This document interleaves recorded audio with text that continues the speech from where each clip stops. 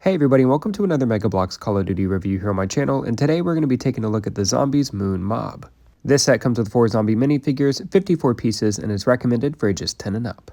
We're going to start by taking a look at the box design for this set, which I actually really enjoy. We get a really nice picture of the 4 minifigures that are included in this set on the moon, as well as an actual look at one of the figures in this plastic window here. And if we take the box and spin it around here, we're going to get another look at the set from a different angle, as well as some really nice pictures of the zombies hanging out on the moon, and it's just a really cool box design in my opinion. But that's enough about the box. We're going to go ahead and spin this bad boy around and crack it open. And we're going to start by taking a look at the zombie that was displayed in the plastic window on the front of the box. And I actually think that this is a really detailed minifigure, and I'm really happy with its overall design. One of my favorite details about this figure is the giant cracked hole in the front of the helmet. The spacesuit itself also has a lot of really cool detail, which is nice to see. And I also really like the dirtiness that this figure has.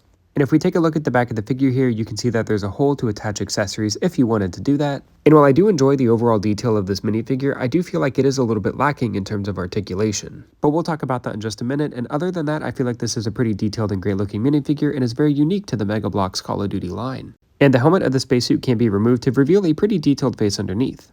This set also comes with a second zombie astronaut, which is very similar to the figure that we just took a look at, but the overall head shape and mold is different. Also, the cracked hole on the front of the spacesuit helmet is in a different area, which I do have to give Mega props for at least making the figures a little bit different instead of just giving us 2 of the same figure. I also feel like the dirt printing on this figure is a little bit more noticeable than that of the first figure we took a look at, which I'm not complaining because like I said, I do like this detail and I think it is cool how the dirtiness is unique to each figure. These figures do come with some upper body articulation. As you can see, both of the arms are able to be raised up and down, and the head is on a ball joint, which allows for the head to swivel side to side. The waist of the figure can also swivel back and forth, but unfortunately there is no articulation at all in the legs. They are in a completely fixed position, which is a little bit of a letdown because when you go to stand the figure upright, it is going to fall over without stud support.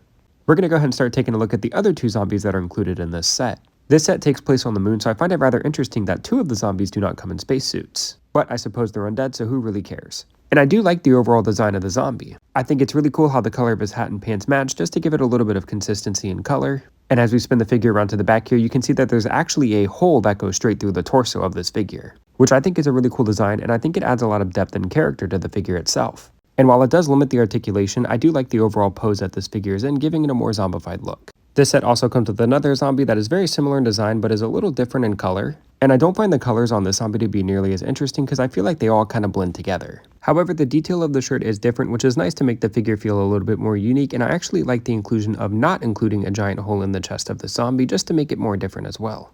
I just personally wish that this figure had a little bit more of an interesting color palette. But other than that, I do feel like it is a relatively solid figure overall.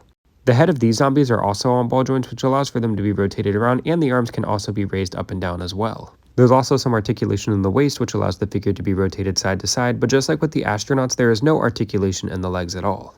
But these figures can stand without stud support, which is nice, but I do wish there was some kind of articulation in the lower extremities.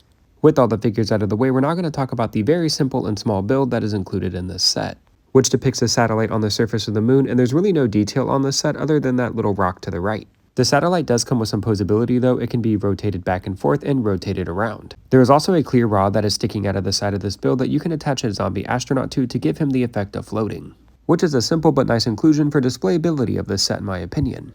I bought this set for $30 at a local collectible store, and personally I feel like that's a little bit too much for what you're getting here. And unfortunately this set varies widely in price online, ranging anywhere from $25 to over $100. But I really do like the figures that are included. They are some of my favorite in my collection. Thank you so much for watching my review, and be sure to like the video and subscribe to my channel for future brick built reviews.